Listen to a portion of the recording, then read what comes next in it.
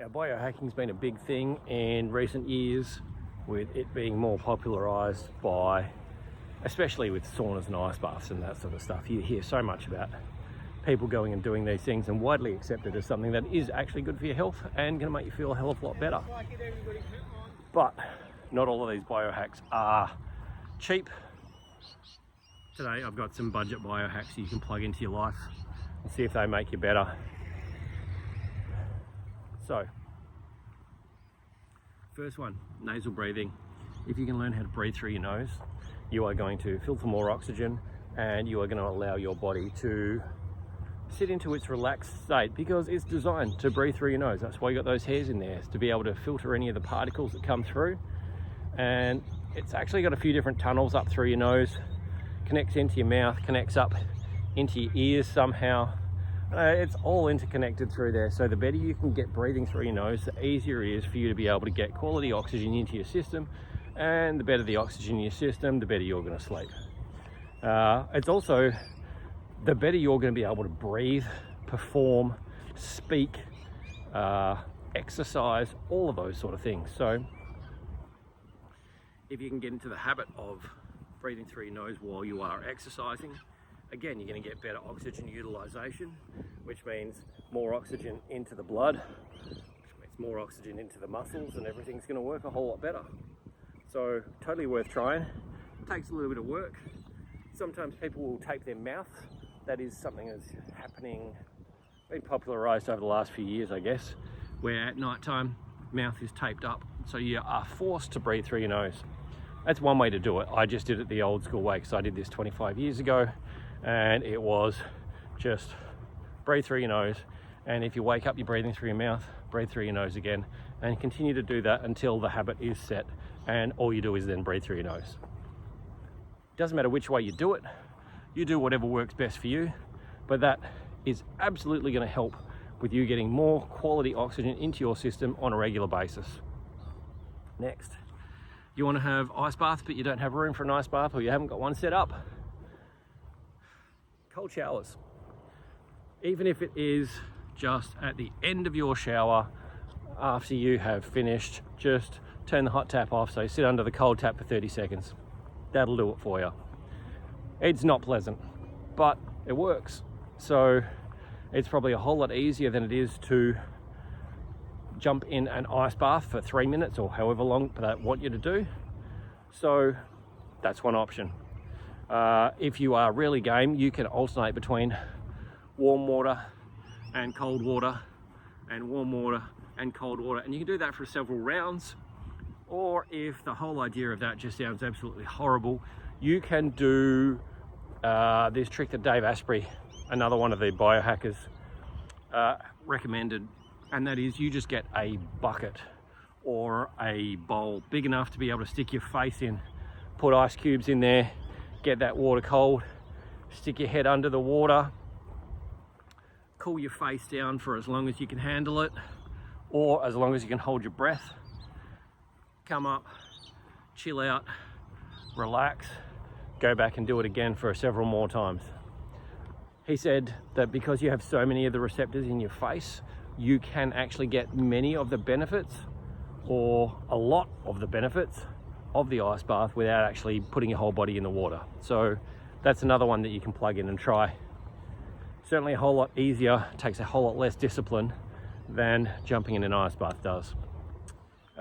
Next one, intermittent fasting. So skipping a meal, basically. You really just skip breakfast and you just have this small window of eating. So you might eat lunch and dinner, and you might eat a late lunch and an early dinner, or whatever. It doesn't really matter.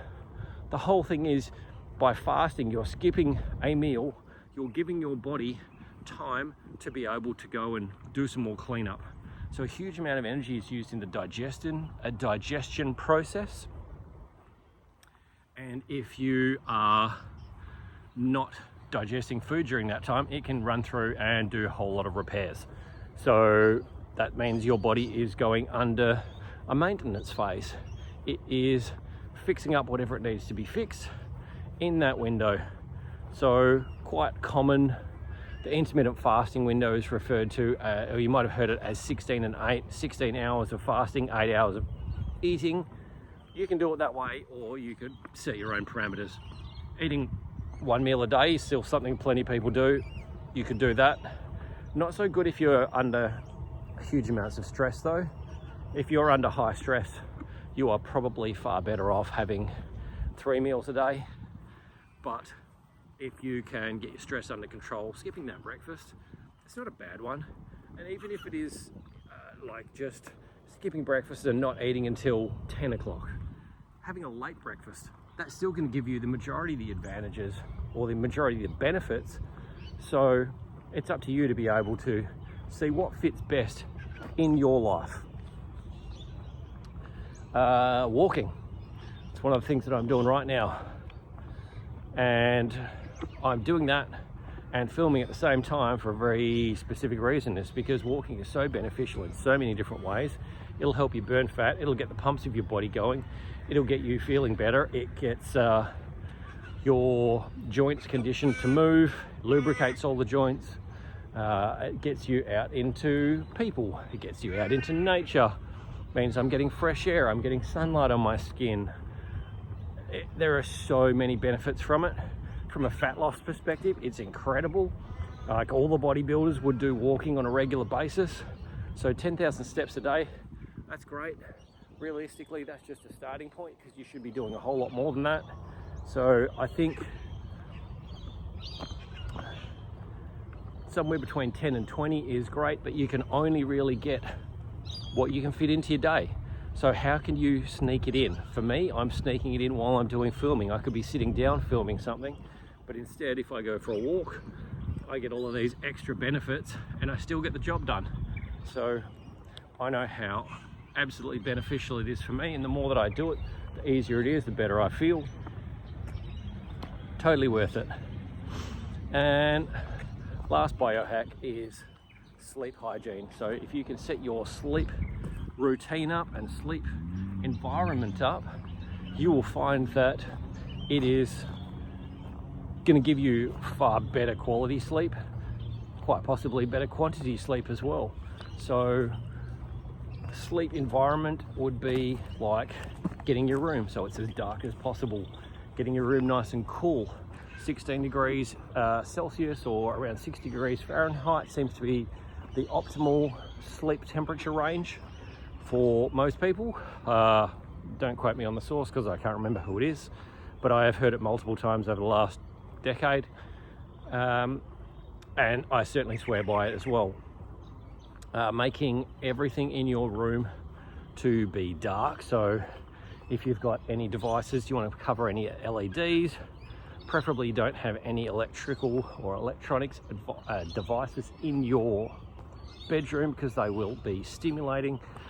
Any electrical devices produce EMF radiation, so any extra radiation in your bedroom is going to be stimulating to your body, not something you want. Ideally you can turn Wi-Fi off. Turn Wi-Fi off in your house when you go to sleep so you're not getting bombarded with that. Now you might be very close to your neighbors and getting all of their Wi-Fi signals coming through as well. That doesn't make it very easy for you, but it is what it is. You can actually get different things that will block EMFs. Orgonite and other different stones apparently will help to deflect or absorb some of this electromagnetic radiation. Might sound a little bit crazy, but do your own research, and that's worth looking into as well. The other side is setting up your sleep routine so that you're going to bed at a regular time, so that you are waking up at a regular time each day, so that you're waking up naturally, so you are setting yourself up for going to sleep sometimes hours before you actually are getting to bed, which could mean turning your phone off, putting it away, making sure that you are not on the computer or watching TV like 2 to 3 hours before you go to bed would be ideal. Now, for a lot of people, their lifestyle doesn't work that way, but that is certainly going to be a whole lot better for you because that stimulation of the blue light from any of the screens will bring your body back up into energy, rather than letting it cycle down into rest and digest phase. So that's it. That's 5 different budget biohacks you can plug into your life really easily. Give it a go. They are totally worth it. These are things that I've been doing for so many years, and it is really, really, it barely costs you anything. A little bit of time invested, and all of a sudden you get all this extra energy and far less stress in your life. So give them a go. Let me know how you go. If you want some extra energy hacks, join my group below. You can get the Vitality Audit. Basically gives you an idea of where your energy's at, how you're doing in terms of plenty of energy and low stress, or lower energy and higher stress. Once you know that, you can do something about it. So I've got a 14-day energy upgrade in there as well, both free, and that'll allow you to plug a few different things into your life. 10 to 15 minutes a day for a couple of weeks. Within a few days, you already feel so much better. After a week, you are hooked, and after 2 weeks, you are looking for what else you can add in there to be able to make things better. As I said, you can find them on the link below, and I'll see you on the inside. If you got any questions, fire them at me. Talk soon.